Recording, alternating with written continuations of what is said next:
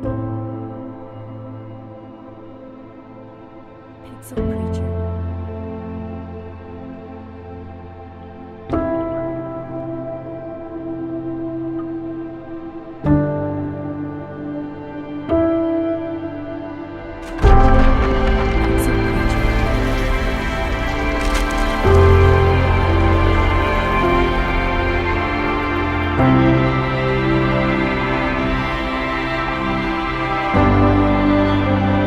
Pixel Preacher.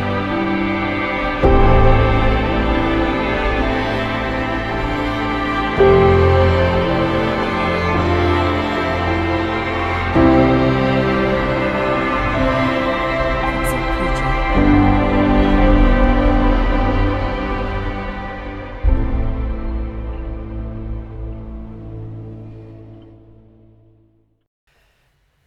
Hello, everybody, and welcome to session 4. Today we're going to be talking about hospitality.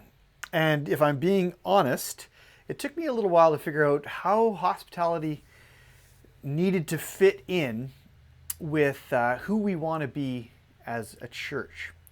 It kind of conjures images of Martha Stewart and having cups of tea. But the deeper I went into preparation for the message and the word that needed to get out to our church, the more I could see the connection to what God wants for us and from us. The idea of hospitality forming a cornerstone of who we are became really powerful to me. First and foremost, we want to be hospitable to everyone who we connect with. When considering our weekend services, it's all pretty straightforward. But there are some nuances that we just kind of need to kind of flesh out. While we will always schedule hosts to kind of help people with wayfinding and making sure they find their way smoothly through the building, we need to move beyond the mentality of being scheduled to be hospitable. And this can sound daunting at first, but every week, whether you are scheduled to be in student ministries, or on the worship team, or sound, or as a host, we need to be on a mission of sorts to be hospitable. We need to be on the lookout, and we need to be available. Actually, we're going to talk about some of those really specific things, but we need to get beyond the mindset of, oh, this is my week off. I just get to come to church today. And believe me, I understand this to be true for Northridgers, where we ask a lot of you. And sometimes it can be 4 or 5 weeks in a row where you stretch yourself between playing keys on a Sunday morning and working behind the scenes in the nursery or greeting or hosting or something. And when you find a Sunday where you're not scheduled to be on duty, it can kind of feel like, oh, finally I can relax. Well, we don't want you to not relax, but we don't want you to shirk your calling to be hospitable. So when we talk about being hospitable, I think maybe the best thing to do is provide some key markers for ways that you can be hospitable. I've got 3 things here. I believe I've got 3 things. Yeah, 3 things. First of all, someone who is hospitable is available. To be honest, this is something I struggle with. There's oftentimes, during the weekend services that I'm scurrying about. I'm getting stuff done. I'm doing things. I'm being the Martha in the building because I feel like I got to do things to make things work. But a good host is available. That's why, honestly, when you're not scheduled for something, you are the best candidate for a host because you don't have demands of responsibilities. So be available. Second, a good host is present. And this is so transferable.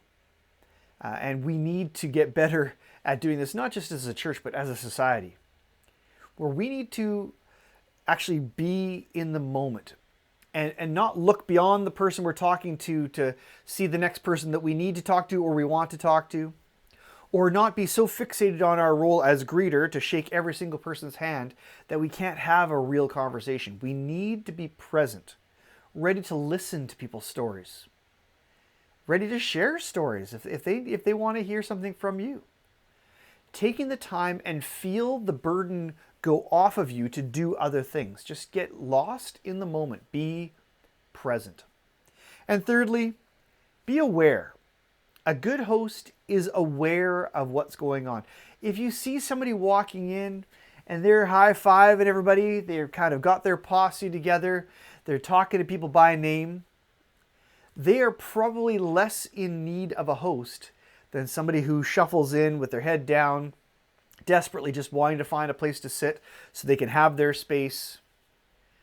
Now, there's an art and a skill to being hospitable, and we've got some people in our church who are gifted as hosts. But all of us can be a little bit more aware. Look for that person who might not be as connected and look to be hospitable with them. You know what? Hospitality is overtly prescribed in several instances in the Bible. I'm going to give you a couple of good examples. We see it's a qualification of eldership in Titus 1:8. It says this: "He must not be arrogant or quick-tempered or a drunkard or violently greedy for gain, but hospitable, a lover of good, self-controlled, upright, holy, and disciplined." And I know this is one thing in a list, but that's quite a list. Hospitality is pushed up against loving what is good, being self-controlled, upright, holy, and disciplined. It's given a place of honor in amongst other attributes or characteristics. In 1 Peter 4, verses 8 to 9, we're given some pretty direct instruction. Above all, love each other deeply, because love covers a multitude of sins. That's a great verse. But offer hospitality to one another without grumbling. This connection between hospitality and loving one another is undeniable. Consistently, the Bible teaches about the connection between hospitality and humility.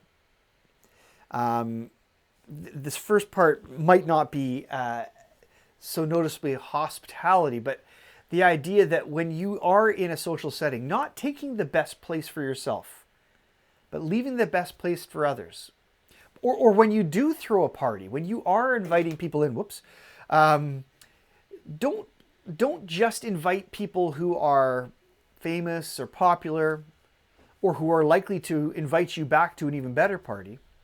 Look for the people who have nothing to offer you.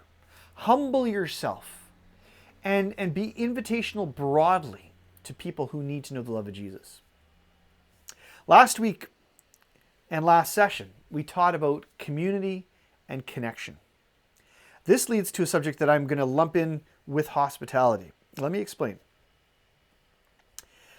Just this past week, we had pastor prayer, and I've got a new friend that I love dearly. Pastor Stephen preaches at Redeemer Church here in Maple Ridge, and he's Nigerian by culture. So he's got some very Nigerian ways about him. And it actually led to an interesting conversation that he started. He asked us Canadians, he says, first of all, he shared his story. He says, if somebody in my church doesn't show up, I miss them and I send them a text. And I know he does this because if I miss pastor prayer, he will send me a text. Hey, David, just so you know, I missed you. Hope you're well. Nothing in it is making me feel guilty because for the most part, I miss pastor prayer because I've got something that's kind of torpedoed my availability. He doesn't make me feel guilty. He's not nagging. He just lets me know that I noticed that you weren't there. We missed you. Something was missing because you weren't there. And also this point of care, like, I hope all's well. And he put it out there in the form of a question. He says, does this go against Canadian culture? And the sad truth is, yes, it does. We are so concerned about being intrusive, or we don't want people to feel guilty about how they're living their lives. And so we don't even acknowledge the fact that they may have missed out on something. Well, what would church be like? What would Northridge be like if you were missed on a Sunday? Or if you took the time to make note of somebody who might not have made it that Sunday and then reached out to them and just shared that, you know what, I missed you. Once again, this shouldn't be the job of someone who is scheduled to watch for who's there. We're not going to take attendance. It shouldn't be as sterile as that. And so it becomes actually quite challenging. If you've got a church of 200 to 300 people, how do you keep track of who is and isn't there? Again, we don't want to make this a job, but this is where that connection to what we talked about last session becomes so strong. When we are connected, when we are in smaller groups and smaller community, you will be missed when you're not there. This summer, or early, maybe it was later spring, Ryan Douglas, one of our church staff and the treasurer on our council, he decided, you know what, I'm going to get guys that I know who have dogs, and we're just going to go for walks. And we would go to the woodlots in Maple Ridge. And as innocuous as that may have seemed, I don't know if innocuous is the right word, but just at light and airy as that may be, we had the opportunity to share stories and get to know each other in a very disarming way, where we learned quite a bit about each other. Now, that only lasted a few weeks, but imagine if this was something we did every week and we had a relationship, and that relationship translated into a church Sunday where if I noticed that one of my buddies who was a dog walker wasn't there that Sunday, I might shoot him a quick text. But if I noticed that it's a couple Sundays in a row or even longer, I'll reach out. It would be normal. It'd be weird if I didn't reach out. You know what I'm saying? Like, it becomes natural to reach out and connect and just make sure everything's okay. That's the beauty of that intimacy of connection and community. When Jesus talks about the mission of making disciples, he casts a very broad net. We're called to go into all of the world. There is zero exclusivity about who is invited into the kingdom. As such, we want to make it our responsibility that when people do come to a weekend service, that they genuinely feel like they can belong. In the same way, we hope and pray that you will find community and connection so that you will find belonging. This can feel like home to you. And so we want everybody to become exceptional hosts, exceptional at hospitality. All right, that's all we've got for this week. Hope you learned a little something about the importance of hospitality. Until next week or next session, be safe and be blessed.